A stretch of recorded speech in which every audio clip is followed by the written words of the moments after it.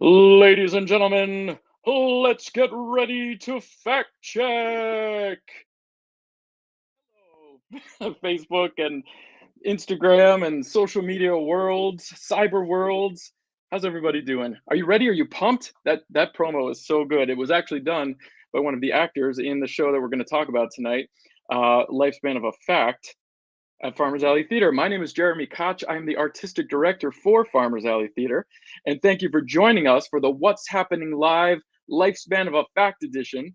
I just got so pumped by that trailer that I had to just put on my boxing referee hat and do a little Ready to Rumble.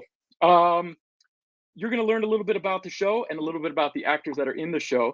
Lifespan of a Fact runs at Farmers Alley Theater from February 11th through the 20th. It's based on a true story, and it's witty, and it's crackling with energy, and it's funny, and it's sometimes poignant, and you definitely want to check it out. So to help me explain a little bit about the show, get you excited for it, and learn a little bit about the actors, I would like to bring them out to join me here. So first up, ladies first. Lori Carter Rose is a Chicago-based TV, film, and stage actor. She played Georgette in the Farmers Alley Theater 2017 production of It Should Have Been You. And she is playing the editor of this magazine, this New York magazine. Her character in the show is Emily Penrose. Please welcome Lori Carter Rose. Hi. Hello, how are you? I am doing so well. I am home in Chicago tonight for our day off, but I can't wait to get back tomorrow and get back on that set and do our dress rehearsals.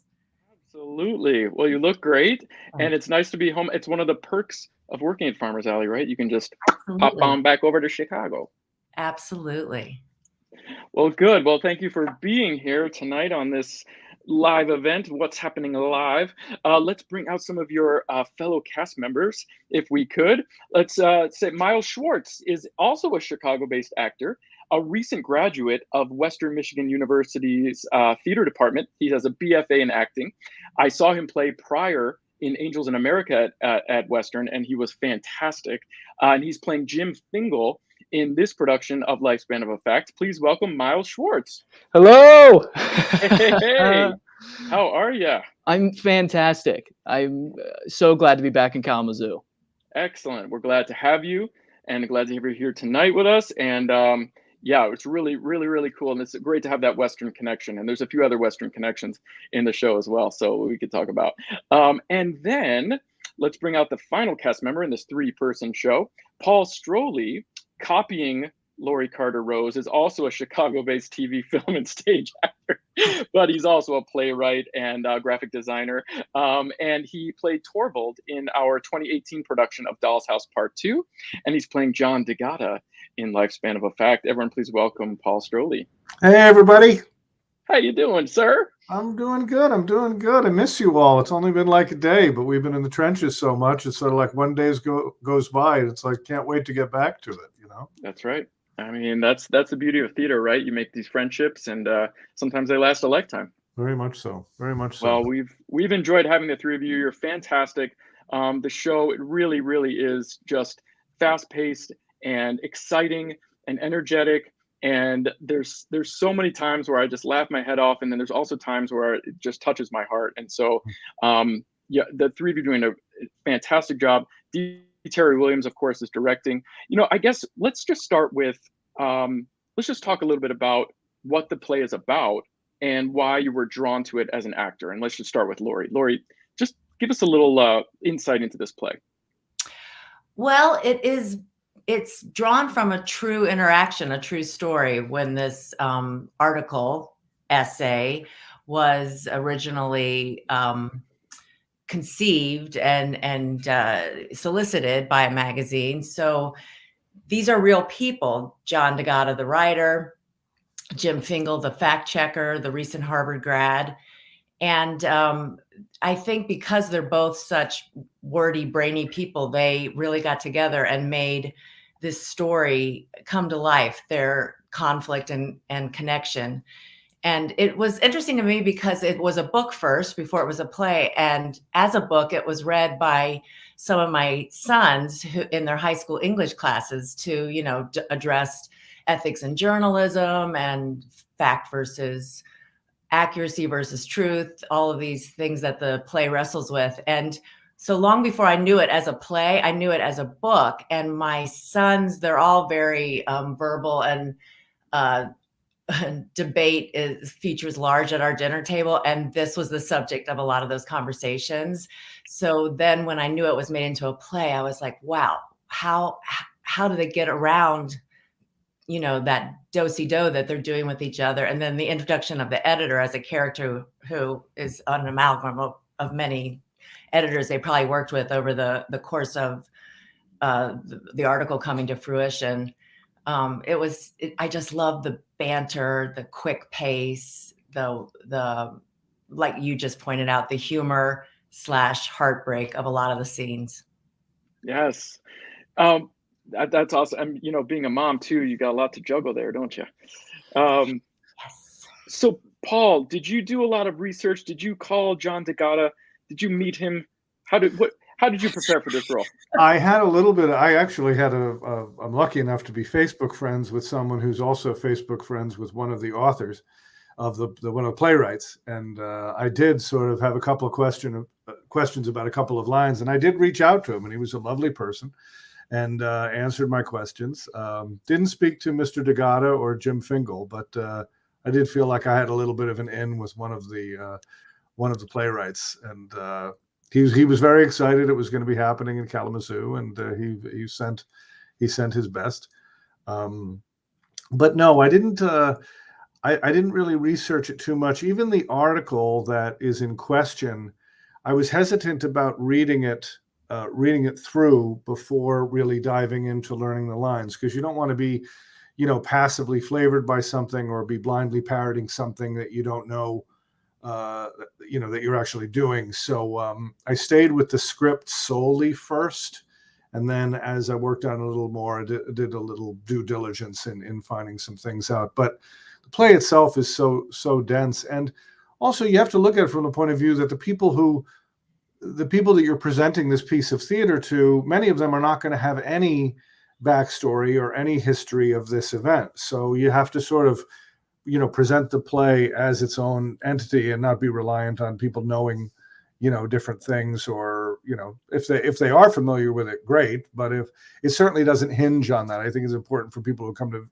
to see the show to know that you don't have to have read the book or anything like that to really have a full experience. You're from word one, you're caught up, Yeah. Awesome. Great points. Miles, you are a recent grad of Western Michigan University. Our director is a professor emeritus, Dr. D. Terry Williams. There's even a theater named after him at Western, on Western's campus. Our scenic designer is Dan Guyette, the Dean of Fine Arts.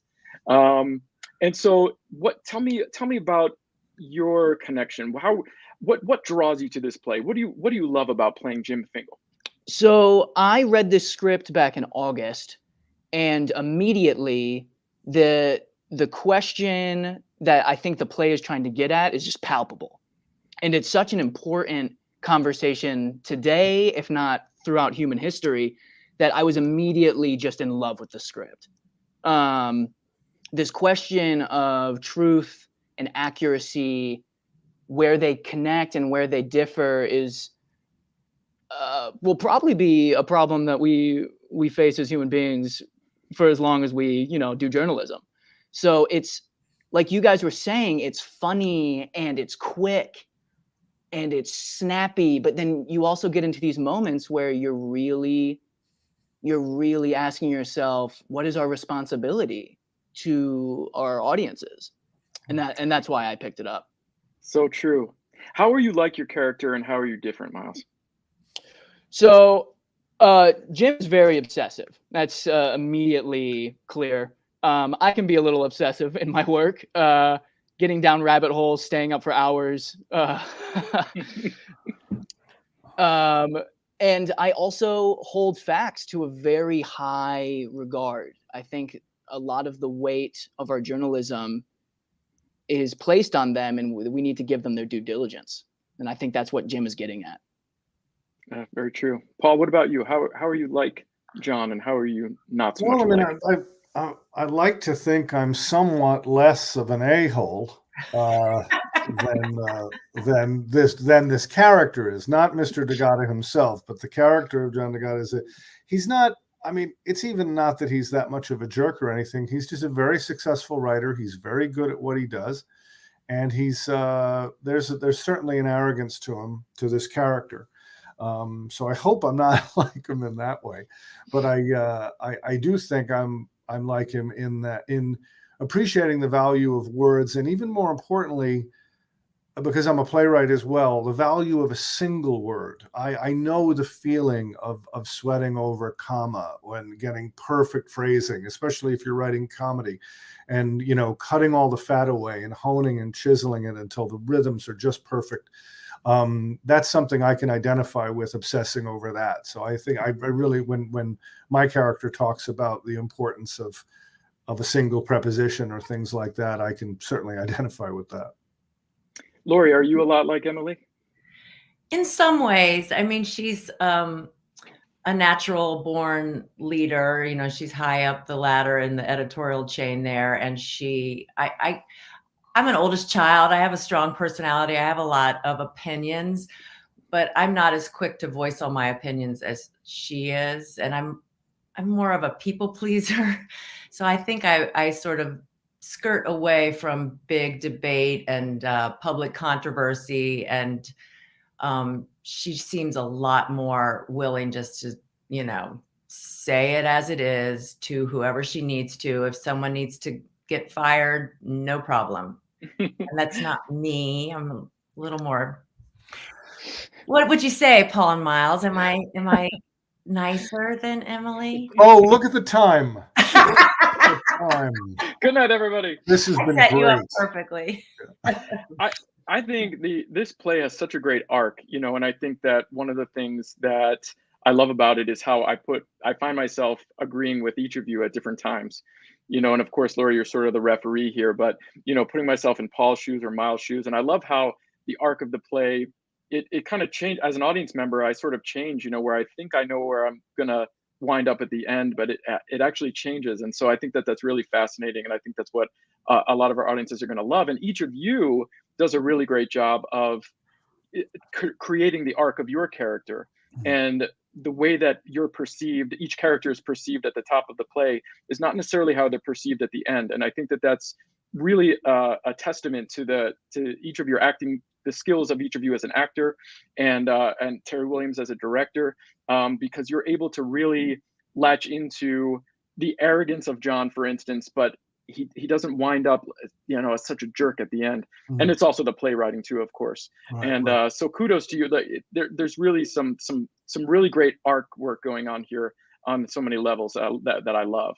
And if I could say something, Jeremy, about that, I think it's important to stress too, because I mean, what's really wonderful about this play is that it's three brilliant people battling it out, but it's not necessarily a battle of intellect. It's a battle of emotions. It's a battle of passion. It's about, they're brilliant, but they're also flawed, tremendously flawed. And to see the vulnerability, it's just important, I think, that people know that it's not entirely academic. It's very, as you said, very funny, very, very poignant, very powerful, but they're very real people, even though their stock in trade is words. All three of them, and stories, as Laurie's character Emily says, it's very human. It's an incredibly human tale. Agreed. I was just going to say that. Oh, Zoe's watching. Hi, Zoe. Zoe von der Haar.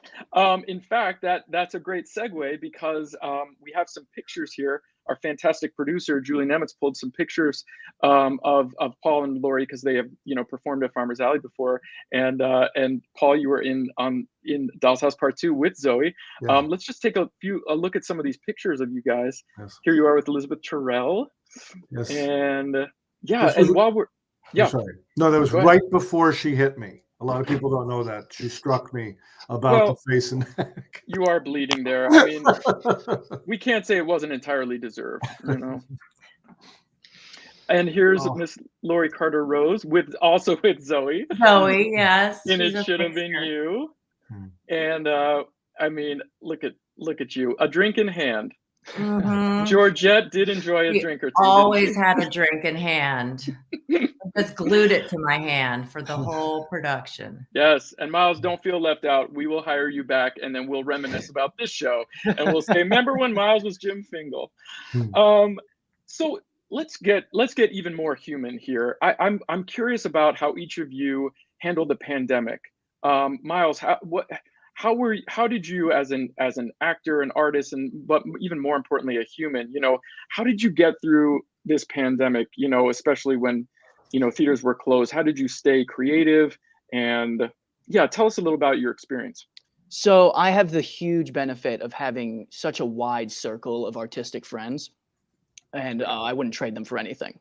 And me and a friend of mine who graduated from Ithaca for theater wrote a small script and made a movie, just for us, just for practice, to get our feet wet, to keep producing stuff even though the world is shut down. But a little less productive, I also played a lot of Dungeons and Dragons, Now, okay, wait. Do you still roll dice? Or is it all digital now? Definitely. I'm showing my age. You got to roll the dice. It's not the same without the dice. All right. I did play some D&D in my younger days. We got to bring it back, Jeremy. All right, let's do it. The four of us. What about you, Lori? How'd you get through this pandemic? Well, two of my three sons are college students, so they were home with us then, and that was sort of bittersweet. I mean, they were missing out on their college experience, but we got to all be together, and it felt sort of, for a while, and the house started to feel really small because there were three hulking guys and my husband, and I'm cooking for everybody 3 meals a day. I was like, wow, this has been a long time since I've been in this mode. And yeah, artistically, I sort of filled the void by reading a lot of plays. I had a whole long list of plays I wanted to get through. And I did some virtual productions that in the beginning, I thought I did them as a lark. And then they just ended up really being strangely fortifying to me, like being with other artists, even on a screen. It was weird to me. I thought in classes I took, for my work as an actor, but and I saw a lot of virtual productions. I think I saw an amazing one that you guys did. You had a lot of production elements in it and background. You were in it, weren't you, Jeremy? Yes. I was. Yeah, I'm pretty proud of that. Sophia, Our Beloved. It was a stage reading of a brand new musical, so it was exciting. It was written by a writer, an artist of color, and so we were just really excited to present that to, the virtual world. And yeah, that's a good way to keep creative for sure. Is going, going virtual and digital, at least for a little while.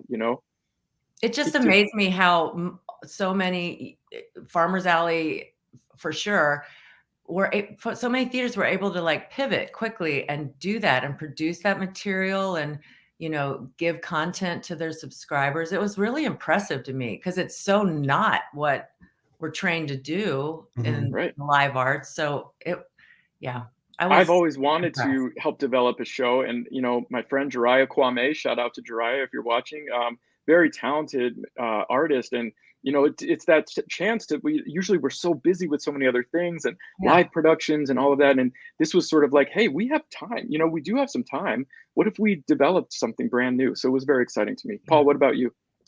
I did a lot of writing. I'd put the finishing touches on a play I wrote called A Jukebox for the Algonquin, which was received very well and is sort of being shopped around now. And then that was completed just at the beginning of the pandemic. And then during the pandemic, I wrote another play, and I hate to use this time to promote my own work, so I won't. But I wrote another play called this is called Last Call at the Aardvark, available from Next Stage Press, by the way. I just very clever, Paul. Very. I have it with me all the time. But I finished writing that, and I was happy that Next Stage Press took it on. And along with a screenwriter named Mike Petty, he and I are working on a screenplay adaptation of that right now. And also a great friend of mine, Kevin Tice, and I have been working on a piece called Edgar Allan Poe Live, which is a 2-man Edgar Allan Poe presentation, dramatization of 4 Poe works that are reworked as monologues and scenes. So I've been keeping busy. I saw the trailer for that. It was awesome. Very well done. You two seem fantastic. The theater space that it was shot in looked outstanding. Yeah, I tell you, you just I wish we could show the trailer and show. Well, it's like the inside of it's shot at Farmer's Alley. D. Terry Williams weighed in on it and offered us his directing eye on putting that together. And we hope for it to be live on those boards one day rather than Absolutely. just shooting our trailer there. But we're very grateful for this. Another great example of your video work, sir. You're a very multi-talented man. Very kind.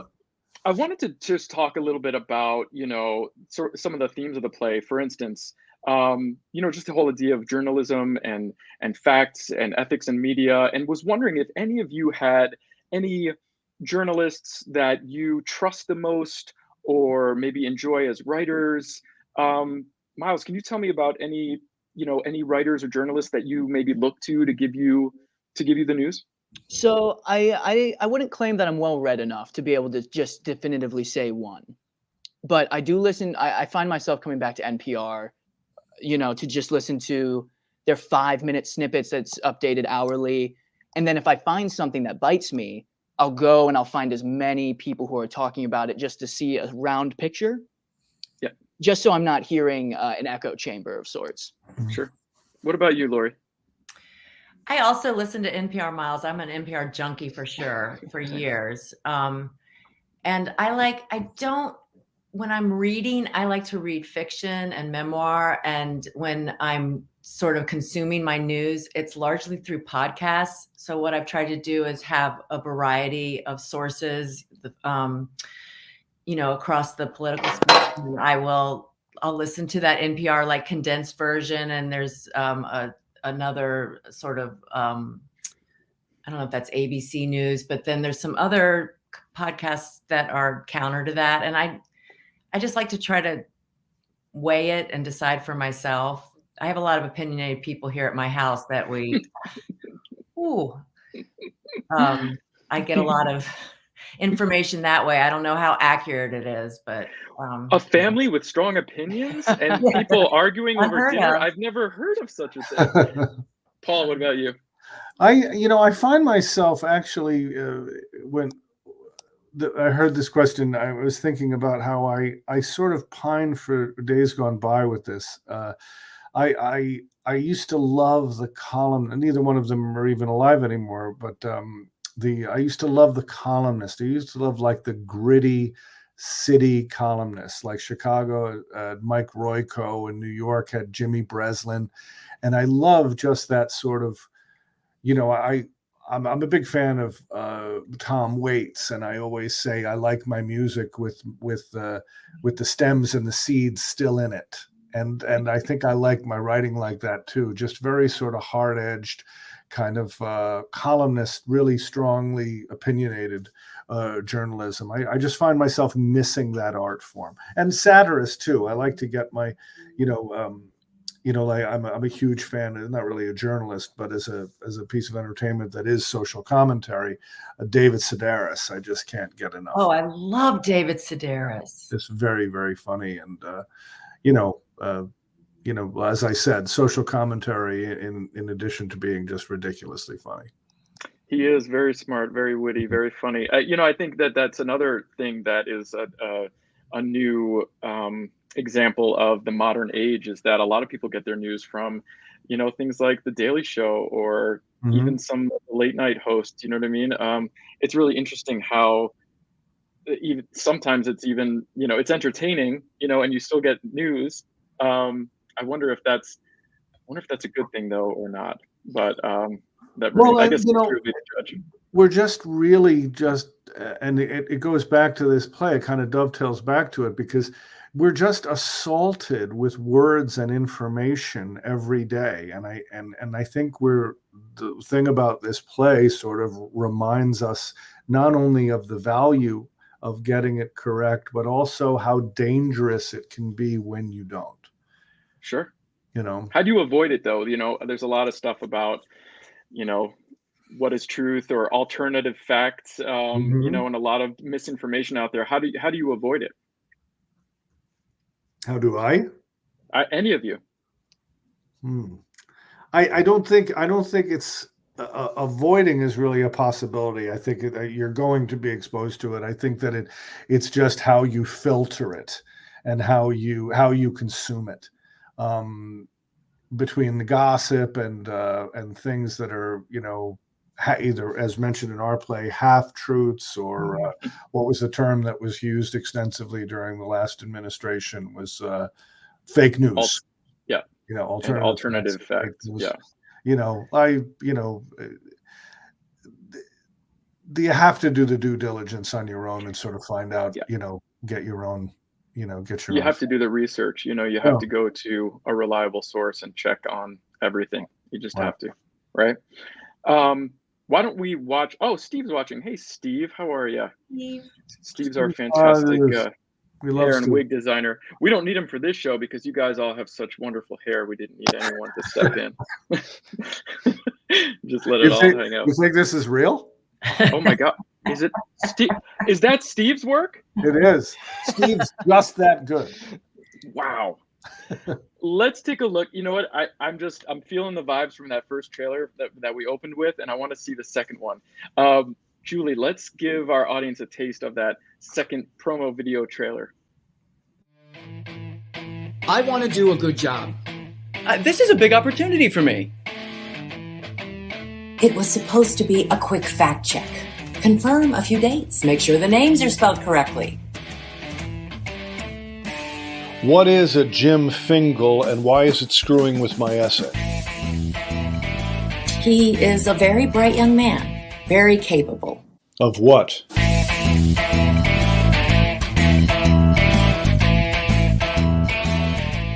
Readers care about the meaning behind the confluence of events. But events didn't conflue in the way you said. Conflue is not a word. I have my magazine to put out. I have 100 union members that I'm currently paying overtime so that my intern can be comfortable with a 1-second discrepancy in an 1,100-foot fall. I won't alter the facts for some tune only you can hear. It is not a crime to try and find the music in a boy's life. Jim has a problem with the chicken. No, I don't. Jim has a problem with the sentence about the chicken. Yes. He's still there. The events have conflued.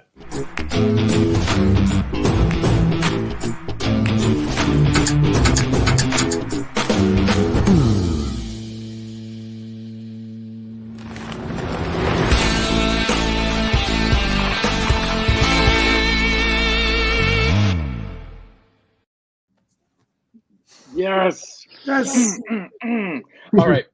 Spoiler alert. Let's tell our viewers about the chicken. Miles, go. What is this chicken all about? Okay, so there is a lot of information in this article that is describing the mood and the tone of Las Vegas at the time of the event. And there was a 35-minute tic-tac-toe game, and a woman from Mississippi beat that chicken in that tic-tac-toe game, but she wasn't from Mississippi. Ooh. Intrigued viewers? You're going to have to get a ticket to find out more.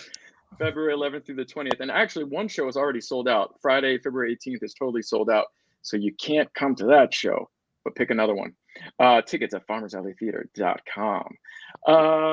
Yeah, that's such a great trailer, Paul. And you really capture the essence of the play in there, and I just think it's phenomenal work. Oh, and to Lori and Miles, who just, when you're putting this stuff together before Lori and I even met, and in this COVID world, sending videos and assembling that, they were so good about getting the material and putting it together, and it turned out fun.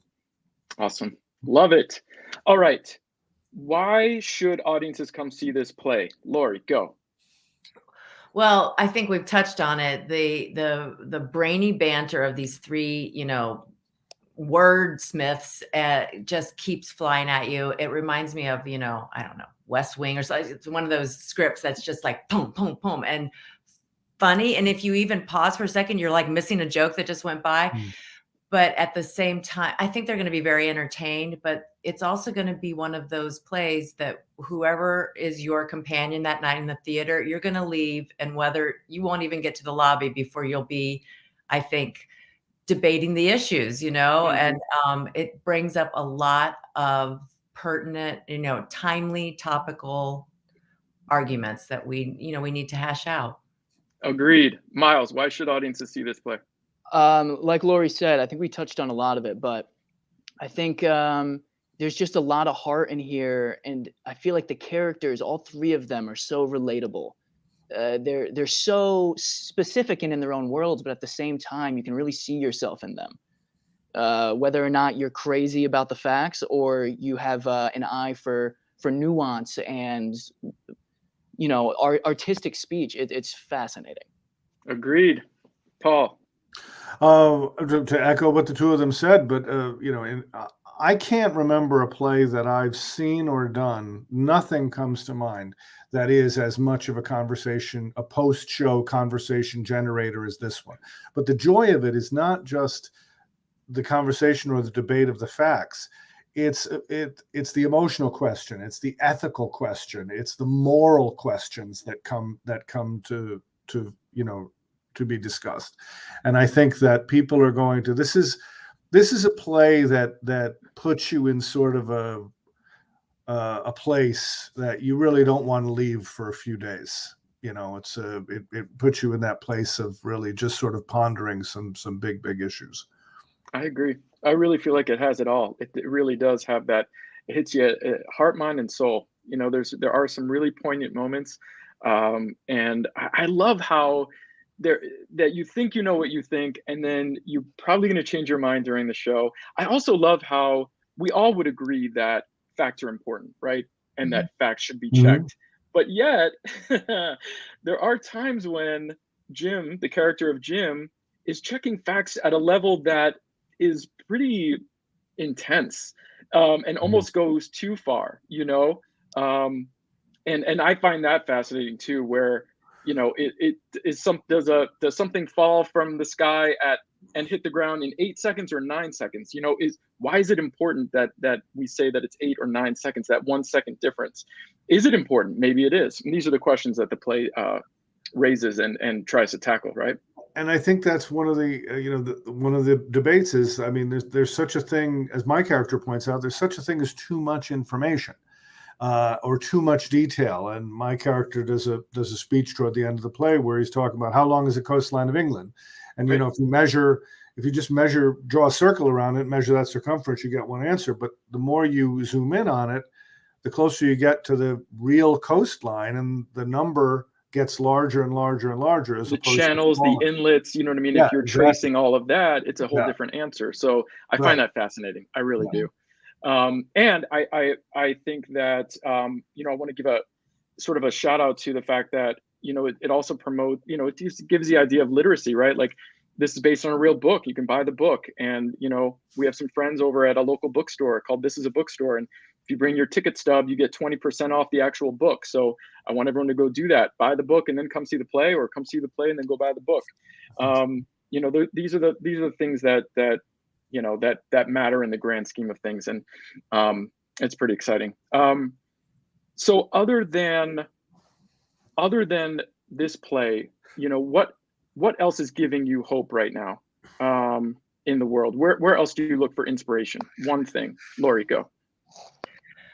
I think the resiliency that through the pandemic, I've touched on this before, but I think the ability of everyone to pivot so quickly and to adapt, and I feel hopeful for the future. I know we're in a sometimes murky, polarized environment right now, but it is spurring great discussion, and this play is a good example of that. Agreed. Miles? I feel that there's a lot of heightened emotions right now, just in the political sphere, in our own worlds, within our families. And I think the show really shows how interpersonal and hopeful we can be when we just try to reach understanding with one another. Everyone's hurt. Everyone, has their own point of view, but we got to reach out to one another. And that gives me hope. Awesome. Love it. Paul? I'm hesitant to say this because I think it's going to sound kind of highfalutin and a little hoity-toity, but in terms of the healing nature of what we do, during the pandemic, for people to go to primarily television, Netflix or whatever for their entertainment and their inspiration, is wonderful that we have that option to do that we were able to sort of occupy our time and get our creative Jones satiated by that.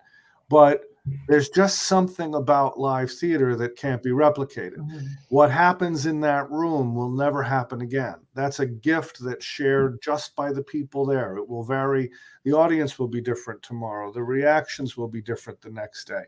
So to get back as a creative person, and I'm sure Lori and Miles feel this way too, to get back to the place where we're able to give that gift again of sharing those experiences in real time as real people in real life. There are no words to say how much I've missed that. Yeah, agreed. Theater is all about the human connection, and it's so interesting, the contrast of us being so isolated over the last 2 years of the pandemic, and now finally trying to come back, and that human connection is what it's all about. And I do want to say that we want everyone to come see this play as much as possible, come multiple times. We do have very strict COVID safety protocols in place. Everyone must show proof of vaccination.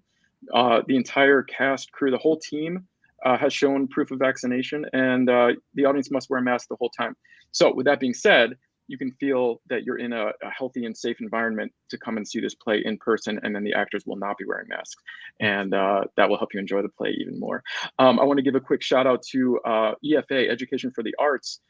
They are providing funding for a student ticket initiative, because that's another connection that I think is so important, is engaging with youth. And so high school students are coming and they're able to see the show for free.